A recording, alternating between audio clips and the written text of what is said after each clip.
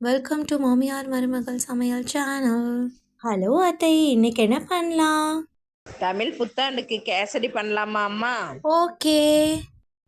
First stove on பண்ணி வடை சட்டி வச்சுக்கலாம். வடை சட்டி நல்லா காஞ்சதும் இதில் 2 கரண்டி ரீஃபைண்ட் ஆயில் சேர்த்துக்கலாம். நெக்ஸ்ட்டு 200 ml டம்ளரில் எடுத்து வச்சுருந்த ரவையை இதில் சேர்த்துக்கலாம். இதை நல்லா கலரி விடுங்க.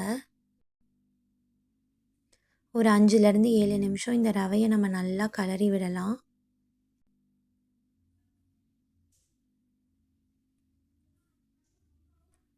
இந்த அளவு ரவை நல்லா வறுபட்டதும் நம்ம ஸ்டவ் ஆஃப் பண்ணிவிட்டு இந்த ரவையை தனியாக எடுத்து வச்சுக்கலாம். நெக்ஸ்ட் ஒரு மிக்சர் ஜாரில் நம்ம எந்த டம்ளரில் ரவை எடுத்தோமோ அதே டம்ளரில் 1/4 டம்ளர் சர்க்கரை சேர்த்துக்கலாம். 2 ஏலக்காய் சேர்த்து இதை நல்லா அரைச்சி எடுத்துக்கலாம். இந்த அளவுக்கு பவுடரை நைஸாக அரைச்சி எடுத்து வச்சுக்கலாம். நெக்ஸ்ட்டு ஸ்டவ் ஆன் பண்ணி வடை சட்டி வச்சுக்கலாம். நம்ம எந்த டம்ளரில் ரவை எடுத்தோமோ அதில் 3 டம்ளர் அளவு தண்ணி சேர்த்துக்கலாம். நெக்ஸ்ட்டு கொஞ்சமாக ஃபுட் கலர் ஆட் பண்ணிக்கலாம். நாங்கள் ஜிலேபி பவுடர் எடுத்து அது தண்ணியில் கரைச்சி இதில் சேர்த்துருக்கோம். இது நல்லா கொதிக்கட்டும். இந்த அளவு நல்லா கொதித்ததும் நம்ம பவுடர் பண்ணி வச்சுருக்க சர்க்கரையோ ஏலக்காயோ இதில் சேர்த்துக்கலாம். வறுத்து வச்சுருந்த ரவையையும் இதில் சேர்த்துக்கலாம்.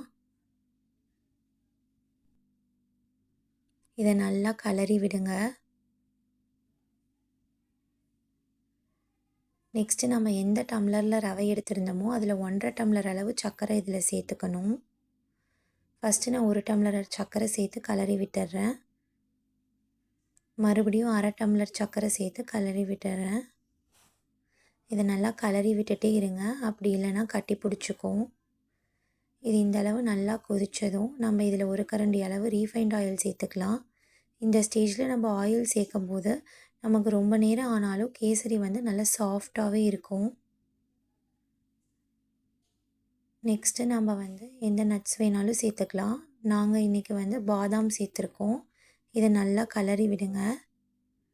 ஒரு 2 நிமிஷம் அப்புறம் பார்த்திங்கன்னா இந்த பதத்துக்கு கேசரி வடை சட்டியில் ஒட்டாமல் வந்திருக்கணும்.